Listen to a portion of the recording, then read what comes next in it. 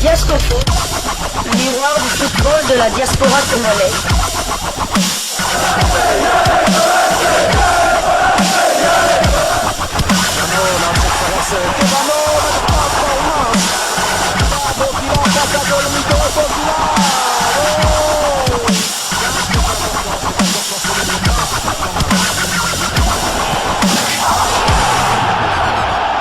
Diasco Foot, le miroir du football de la diaspora congolaise. Vous êtes sur Diasco Foot, le miroir du football de la diaspora congolaise. Diasco Foot vous dit bonjour, tout plaisir est pour nous de vous retrouver, mais surtout de savoir que vous êtes nombreux en train de suivre votre chaîne YouTube dédiée uniquement aux footballeurs de la diaspora congolaise. C'est l'heure de partager avec vous quelques news que nous avons pu récolter pour vous, des news concernant certains de nos internationaux ou des binationaux qui se sont illustrés dans leurs clubs respectifs. Cela dans le cadre de cette deuxième livraison sportive de ce lundi 11 mars 2024 que nous débutons par la Belgique. Le KRC Genk recevait le Standard de Liège pour le compte de la 29e journée de la Pro League. Les Limbourgeois se sont imposés par le plus petit écart. Joris Kayembe était titulaire avant de céder sa place en fin de match à la 93e minute. Côté du Standard, William Balikwisha a fait son apparition sur la pelouse à la 61e minute. Genk est 5e au classement, tandis que le Standard pointe à la 10e place. Il ne reste plus qu'un match dans la phase classique du championnat belge avant le début des playoffs. Le temps de jeu de Kayembe de 2186 minutes jouées sur 3780, 26 matchs joués sur 38, 2 buts marqués, 2 passes décisives. On rappelle que Joris Kayembe est en arrière gauche, c'est la doublure de Arthur Maswaku. Prochain rendez-vous pour Genk, ce sera le dimanche 17 mars. Ils se déplaceront à Westerlo pour la 30e et dernière journée. Quant à William Balikwisha, son temps de jeu est de 1194 minutes sur 3003. 20 matchs joués sur 31, un but marqué seulement et une passe décisive. Prochain rendez-vous pour le Standard de Liège, ce sera le dimanche 17 mars. Ils recevront Eupen. Toujours en Belgique, l'Union Saint-Gilloise a été tenue en échec sur son terrain par la Gantoise. Score final, un but partout. Noah Sadiki n'était malheureusement pas sur le terrain. Il n'a pas joué, il est resté tout le match sur le banc. Son temps de jeu stable à 2118 minutes jouées sur 4164, 40 matchs joués sur 43 cette saison et il a délivré 2 passes décisives. Prochain rendez-vous pour l'Union, ce sera le jeudi en Conference League. Ils se déplaceront en Turquie à Fenerbahçe pour le match de retour des 8e de finale. Rappelons qu'au match aller, l'Union Saint-Gilloise avait perdu à domicile sur le score de 3-0. Nous quittons la Belgique, nous allons cette fois du côté de la Turquie. En Turquie, où l'on jouait la 29e journée de Super League, championnat turc de première division. Nouvelle défaite pour Arnaud Loussamba et ses coéquipiers. Malgré leur ouverture du score sur la pelouse de Fenerbahçe, le club de Pendikspor s'est une nouvelle fois incliné en championnat. Abdullah ouvrait le score à la 30e minute pour les visiteurs. Arnaud Loussamba et ses coéquipiers encaissaient le but de l'égalisation à la 59e minute, juste avant que Wellington ne soit exclu pour un deuxième avertissement. Nous sommes là à la 71e minute. Un feu de jeu qui coûtera cher puisque les locaux vont profiter de leur supériorité numérique pour inscrire 3 buts, 3 autres buts et cela en 12 minutes, portant ainsi le score à 4 buts à 1. Titulaire, l'international congolais Arnaud Loussamba a lui aussi été expulsé à la 91e minute de jeu après avoir écopé d'un deuxième carton jaune et son équipe malheureusement terminera le match à 9. À noter qu'Arnaud Loussamba a été titulaire pour sa deuxième fois consécutive, portant ainsi son temps de jeu à 1492 minutes sur les 2797 minutes possibles. Le Congolais aura participé à 20 des 29 matchs avec son club avec à la clé 3 passes décisives délivrées. Il s'agit de leur 5e défaite consécutive depuis le 4 février et dernier. Pendikspor Sport, après cette énième défaite, occupe la 19e place au classement et c'est l'avant-dernière place malheureusement avec 26 petits points, 6 victoires, 8 nuls, 15 défaites. Ils ont inscrit 33 buts contre 61 encaissés. Leur prochain rendez-vous, ce sera pour le compte de la 30e journée du même championnat et la réception d'Istanbul Sport Club de Giannili Imoula. Match Carlo Lusamba va manquer. Ce match aura lieu le vendredi 15 mars 2024 sous le coup de 18h30 heure de Kinshasa, 19h30 heure de Goma dans l'est de la République démocratique du Congo. Nous restons toujours en Super League turque, toujours pour le compte de cette 29e journée. Bonne nouvelle, l'international congolais Samuel Bastien retrouve la pelouse. Samuel Bastien a fait sa première apparition sur le terrain depuis sa blessure. Le dernier match du milieu congolais avec Kazim Passa daté du 8 octobre 2023 à dernier. Après avoir fait son retour dans le groupe la semaine dernière, Bastien a débuté sur le banc mais est monté en jeu ce week-end dans la 89e minute du match qui opposait Istanbul Sport à Kazim Passa avec une victoire à l'extérieur, un but contre 2. Samuel Bastien a porté à 170 minutes son temps de jeu sur les 2693 minutes possibles, participant à 6 des 28 matchs avec son club. Du côté d'Istanbul Sport, l'autre international congolais Giannili Imoula n'était même pas sur la feuille du match, voyant son temps de jeu stagner à 146 minutes sur les 2640 minutes possibles. Giannili Imoula n'aura participé qu'à 5 des 27 matchs avec son club. Alors après leur victoire, les Apaches se positionnent à la 5e place au classement avec 43 points, 12 victoires, 7 nuls et 10 défaites. Ils ont inscrit 58 contre 51 encaissés. Leur prochain rendez-vous, ce sera pour le compte de la 30e journée du même championnat, la réception du leader Galatasaray le dimanche 17 mars 2024 sous le coup de 14h heure de Kinshasa et 15h heure de Bukavu. Nous sommes toujours dans l'est de la République démocratique du Congo. Istanbul Sport, quant à lui, est dernier du championnat avec 13 petits points, 3 victoires, 7 nuls, 19 défaites, 22 buts inscrits contre 54 encaissés. Prochain rendez-vous pour Istanbul Sport, ce sera pour le compte de la 30e journée et le déplacement sur le terrain des Pendik Sport d'Arnaud Lusamba. Ce match est prévu pour le vendredi 15 mars 2024 sur le coup de 18h30 heure de Kinshasa, 19h30 heure de Beni. Nous sommes toujours dans l'est de la République démocratique du Congo. Nous quittons la Super League turque, mais nous restons dans le pays d'Erdogan. Nous allons cette fois du côté de la deuxième division. On jouait la 26e journée. Belle victoire à l'extérieur pour Gaëtan Laura Luamba. Altaï qui recevait Gachler Birli a été étrié à domicile sur le score de 0 but contre 4.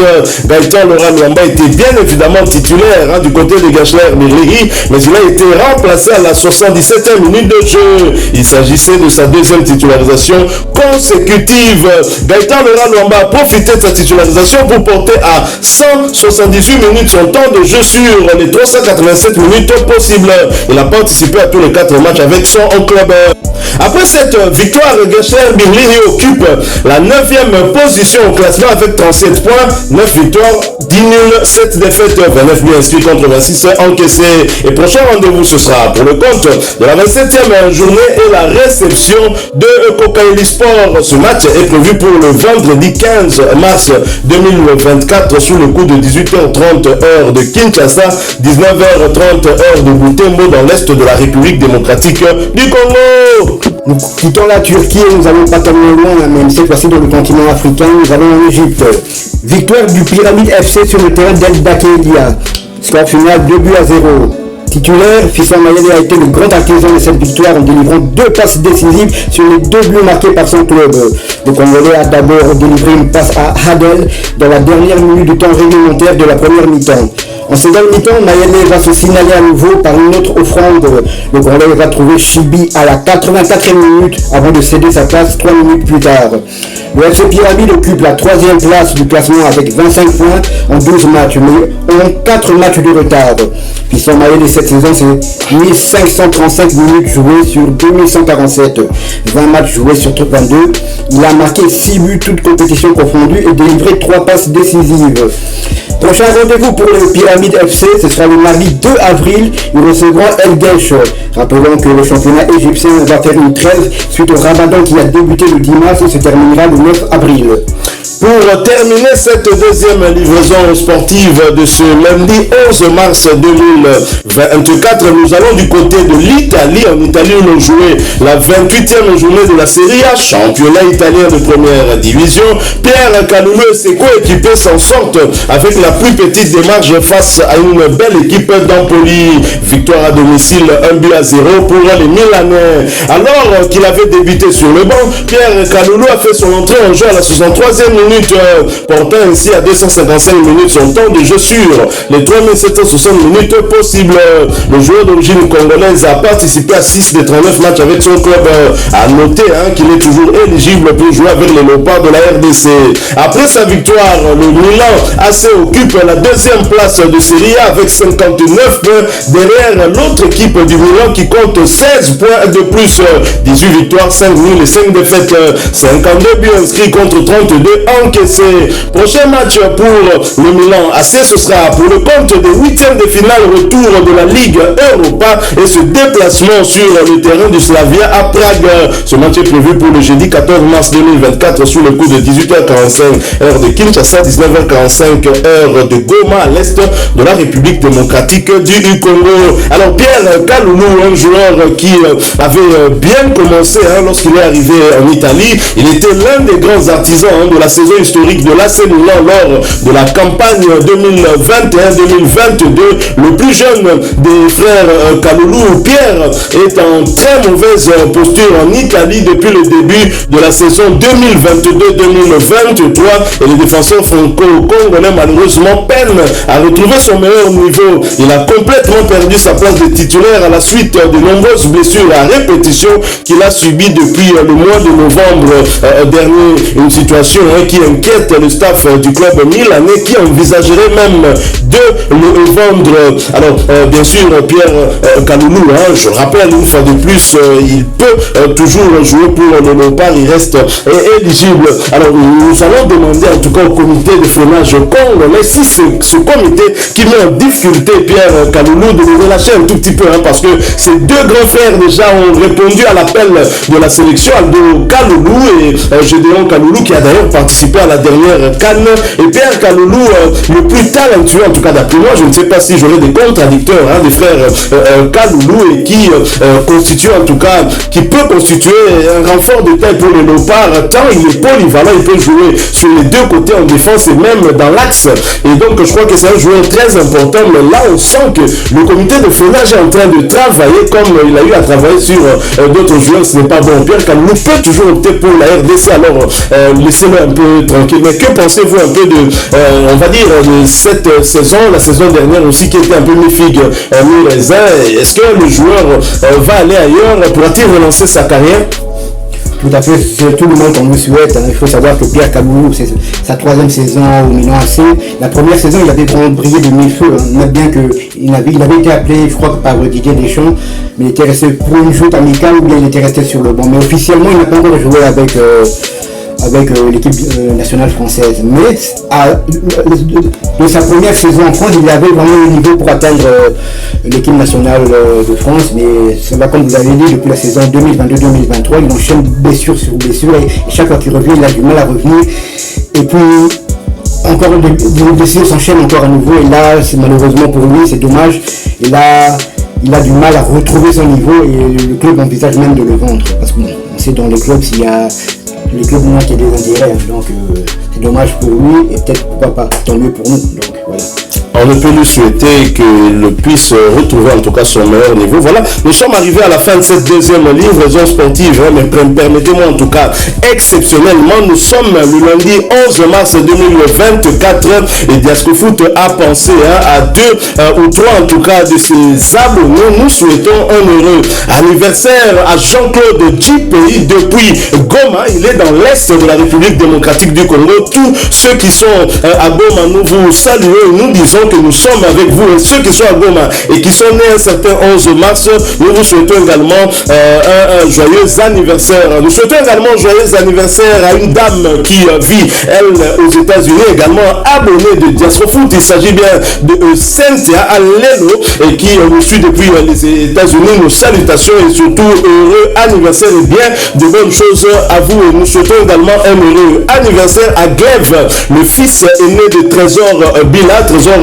candidat à Malura à la députation provinciale à Bandalungwa. Nous saluons votre fils. Bon anniversaire à lui. Trésor Bila également un des abonnés fidèles également à cette chaîne YouTube Diascofoot. Merci aussi à vous. Vous êtes nombreux, vous qui commentez nos sujets. Nous allons prendre le temps en tout cas de vous citer. Il y a Corneille Mouyembe Tamfoun. Je ne sais pas s'il fait partie de la famille du professeur Mouyembe. Vous êtes en tout cas nombreux. Nous aurons le temps de citer vos noms, vous tous qui nous faites en tout cas plaisir de venir interagir avec nous, échanger avec nous en commentaire. Très prochainement, en tout cas, on va citer vos noms et merci pour votre participation à ces différents sujets que nous vous proposons. Alors, si vous avez aimé celui-ci, laissez-nous un maximum de j'aime, likez ce sujet, surtout une fois de plus, partagez avec nous en commentaire vos avis. Merci de vous abonner si vous êtes nouveau et que vous n'êtes pas encore abonné. N'oubliez pas d'activer la petite cloche de notification pour ne plus rien manquer des prochains sujets que nous allons vous proposer en attendant. Portez-vous bien et Diascofoot vous dit au revoir.